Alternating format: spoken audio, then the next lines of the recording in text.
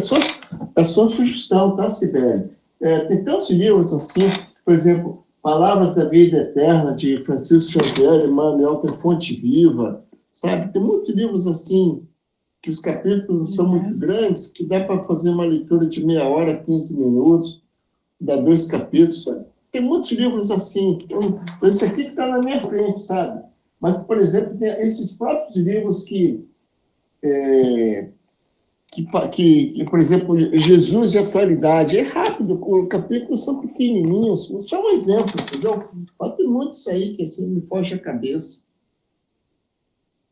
Tá, eu vou procurar alguma coisa, então. Pode deixar.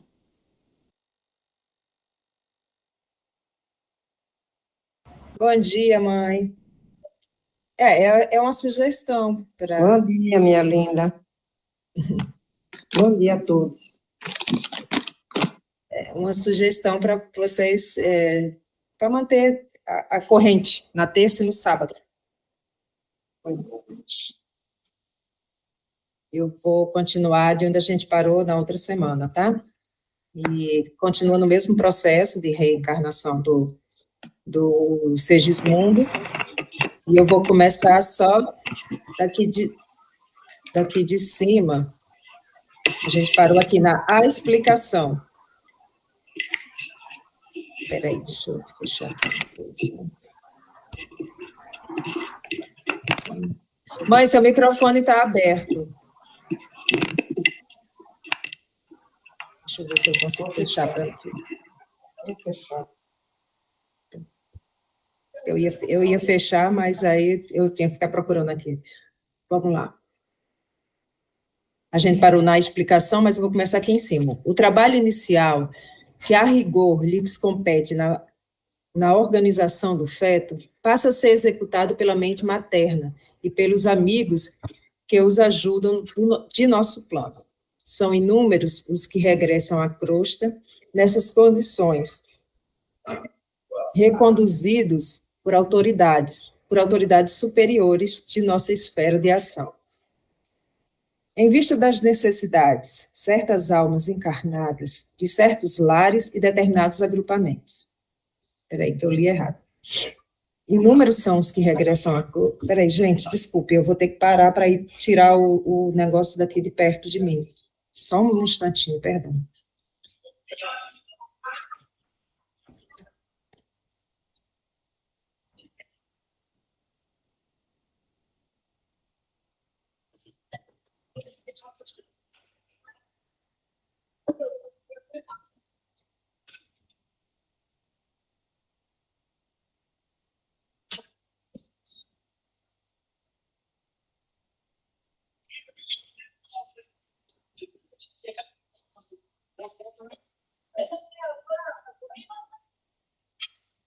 Já viu que eu não posso acender incenso, tem que ser vela mesmo. Ai, desculpa, gente. São inúmeros os que regressam à crosta nessas condições, reduzidos por autoridades superiores de nossa esfera de ação, em vista das necessidades de certas almas encarnadas, de certos lares e determinados agrupamentos. A explicação não podia ser mais lógica, e uma vez ainda admirei nosso amoroso amigo, o dom da clareza e da simplicidade. Demoramo-nos por mais algum tempo naquele ninho acolhedor, e, ao despedir-se, quase meia-noite, após reconfortar o espírito de Segismundo, Alexandre dirigiu-se a Herculano e aos construtores nesses tempos.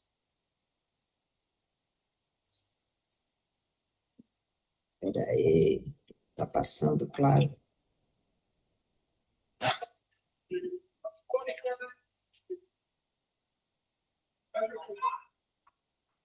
Voltaremos na noite de amanhã para a ligação inicial, fazendo a entrega de nosso irmão reencarnante aos nossos amigos.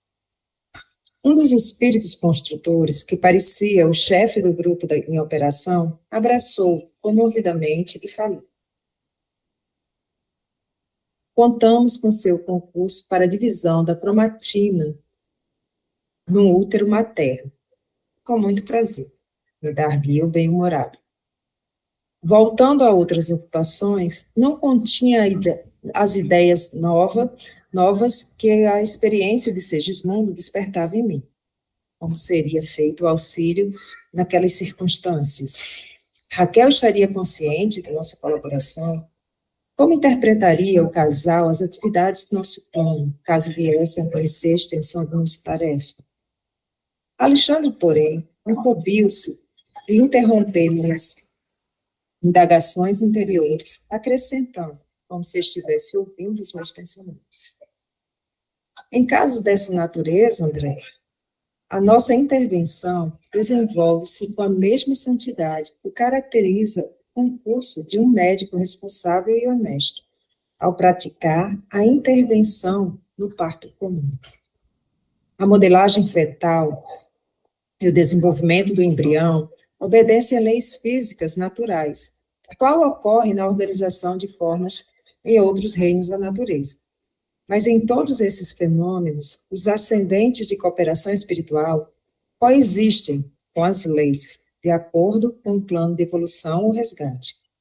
Nosso concurso, portanto, em processos tais, é uma das tarefas mais comuns. Compreendi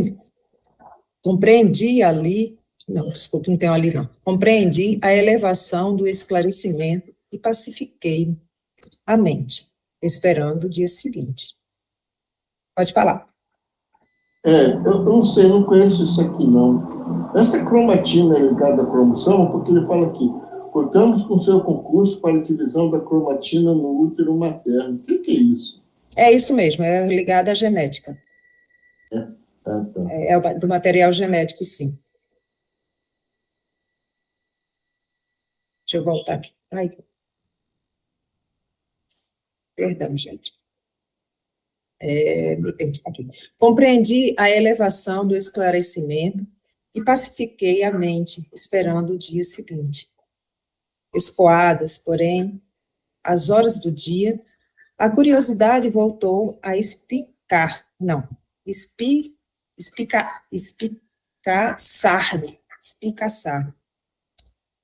Em que momento deveríamos buscar a moradia de Adelina? Sem qualquer intenção menos digna, preocupava-me o instante da primeira ligação de Segismundo à matéria. Agiria Alexandre no momento da união sexual, ou o fenômeno obedeceria a diferentes determinações? Meu orientador sorria em silêncio, compreendendo-me a tortura mental. As horas sucediam-se umas às outras, e observando-me a impaciência, Alexandre esclareceu-me bondoso. Não é necessária a nossa presença ao ato da união celular. Semelhantes momentos do tálamo conjugal são sublimes, invioláveis nos lares em bases retas.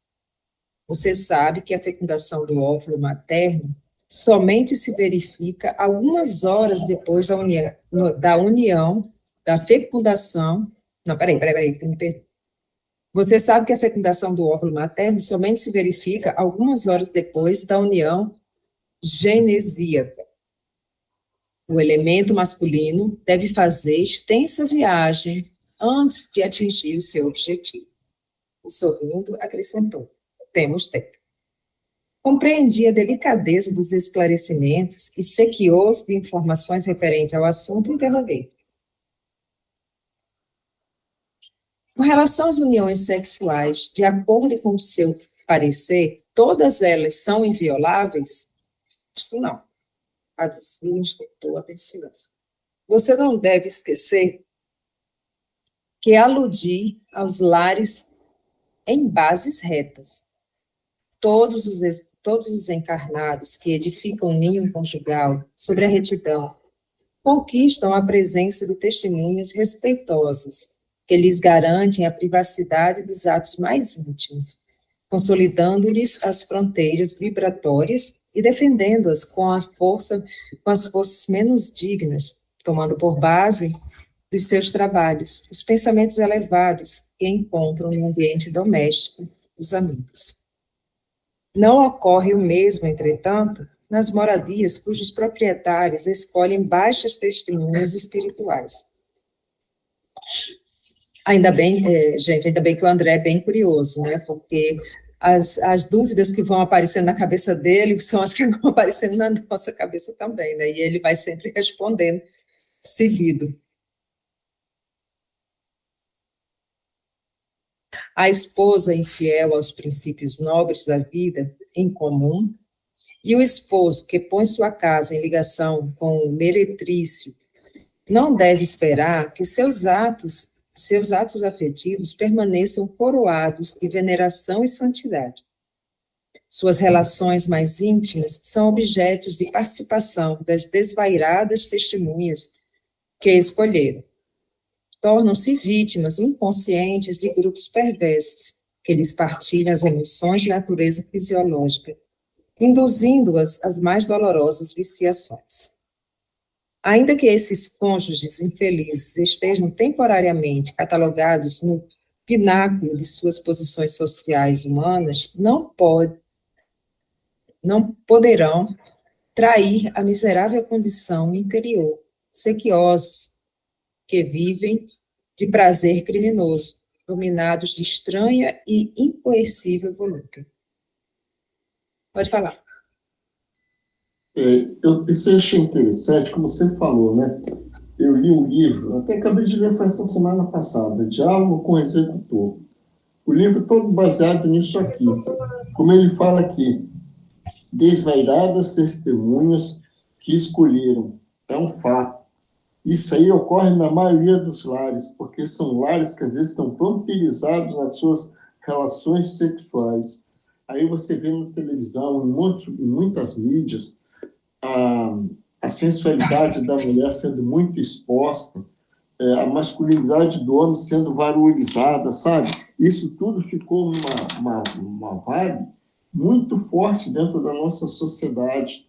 E esse livro, Diálogo do Executor, é uma coisa assim que, é um livro pesado, tá?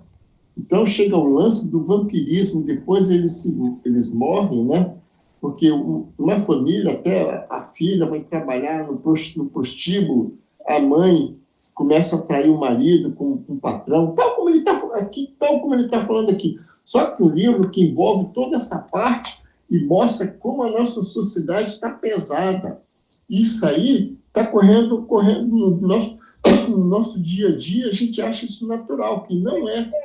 É só isso que eu queria falar.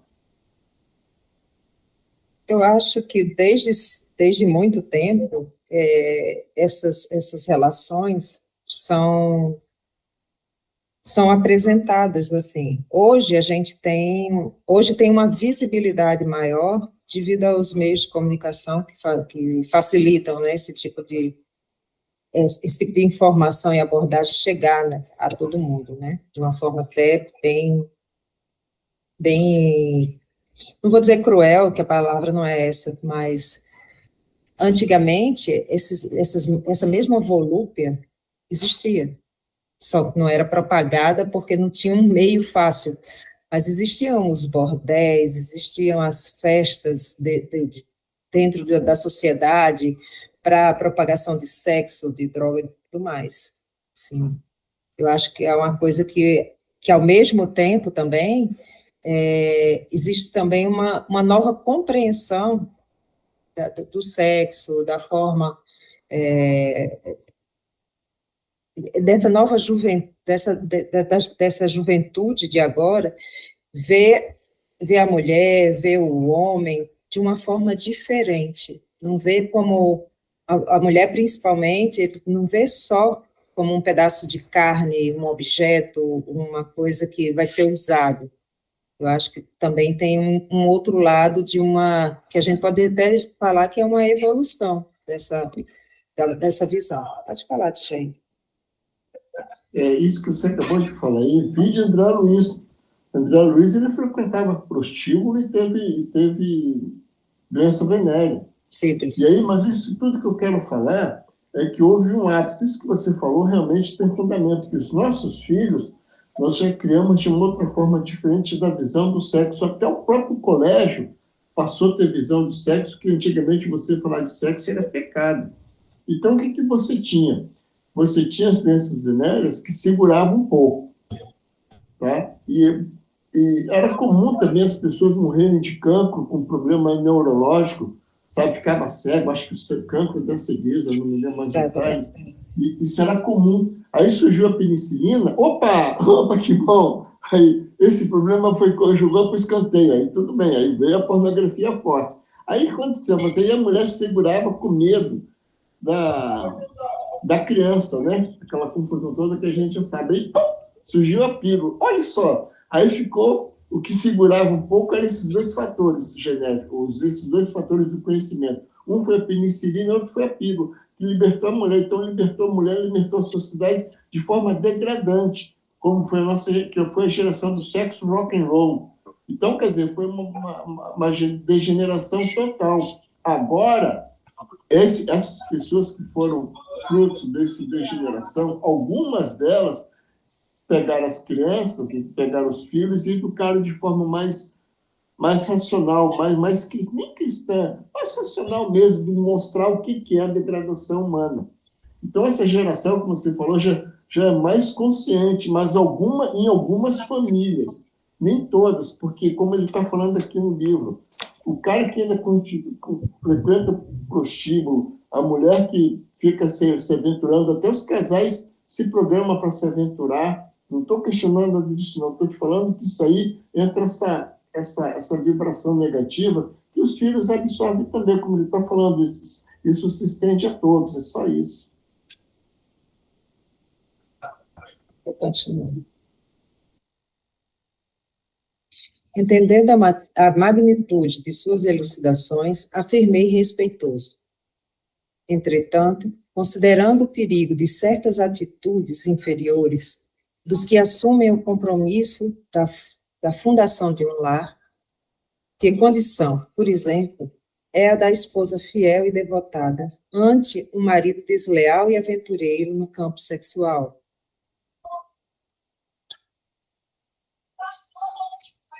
Permanecerá a mulher nobre e santa à mercê das criminosas testemunhas que o homem escolheu?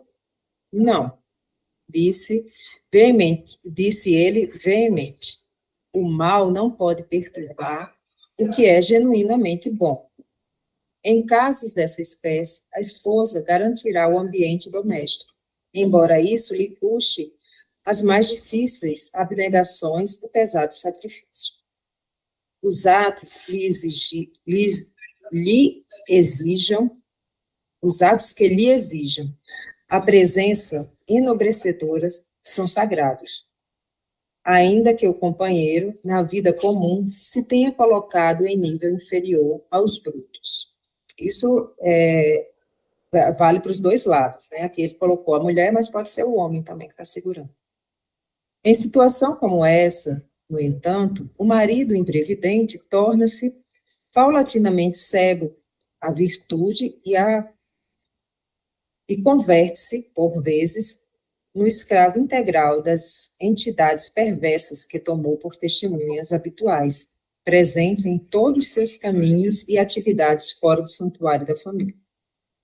Chegando a esse ponto, é muito difícil impedir-lhe a queda nos desfiladeiros fatais do crime e das trevas. Pode falar.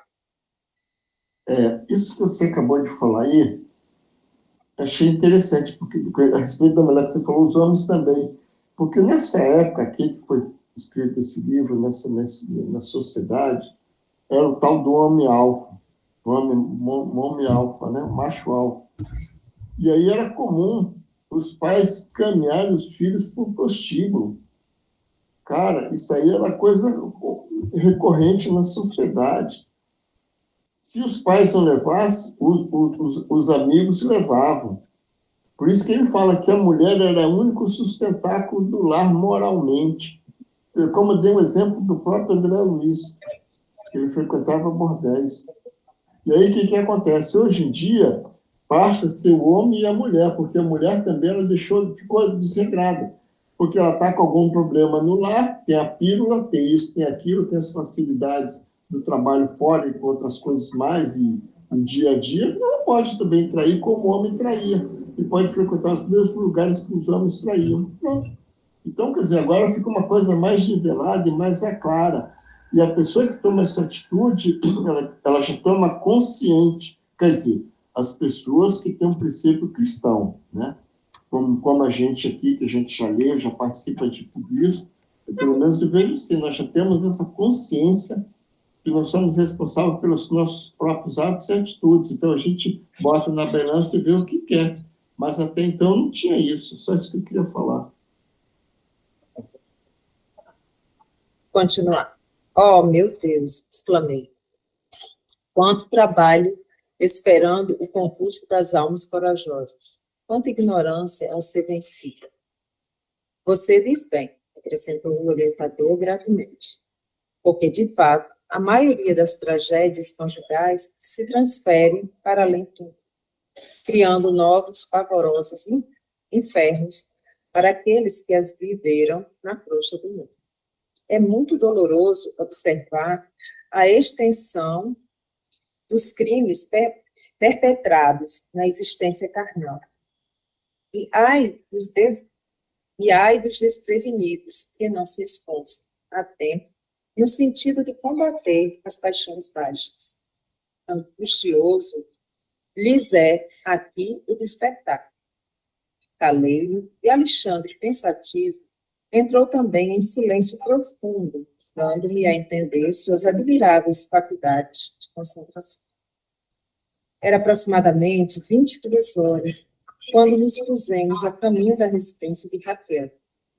A pequena família acabava de recolher-se.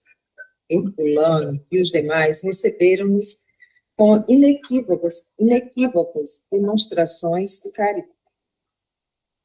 O chefe dos construtores dirigiu-se ao meu instrutor nesses termos. Esperávamos pela sua colaboração para começar o serviço magnético no paciente. Pessoal, eu vou parar por aqui, porque acho que a gente vai ter que voltar para ler o caso depois, tá? Mas aí fica as cenas dos próximos capítulos.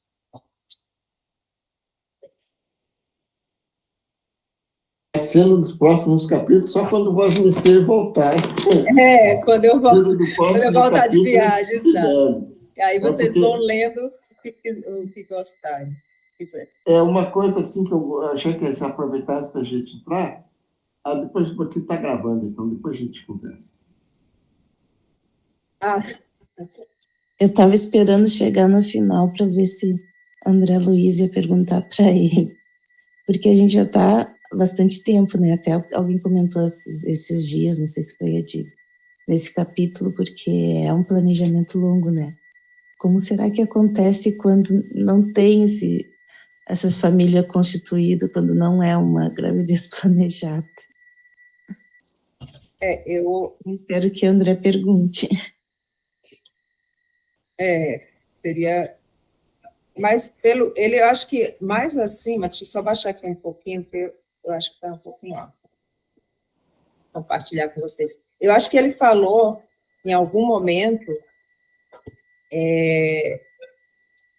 que a espiritualidade está sempre presente, né? Seja planejado ou não. Alguns, eles estão mais veementemente juntos, como nesse caso que ele está explicitando, que eu acho que ele pegou um caso que ele precisava explicar no livro, né?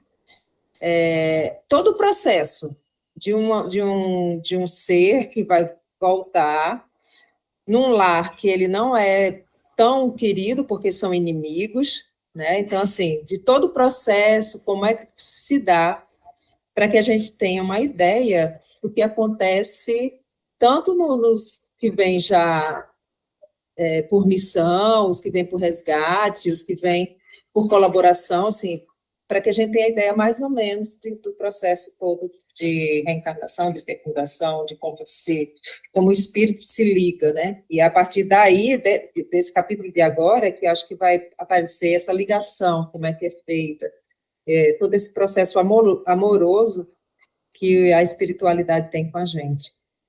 Eu acho que talvez, mesmo que ele não fale, nas entrelinhas, eu acho que talvez dê para a gente ter um entendimento melhor disso aí. Eu espero que ele fale também, mas se ele não falar, acho que talvez dê para a gente debater alguma coisa e ficar a semente do que ele está plantando aqui nas nossas mentes, né, do nosso entendimento, e a gente chegar, cada um da sua forma, a uma interpretação.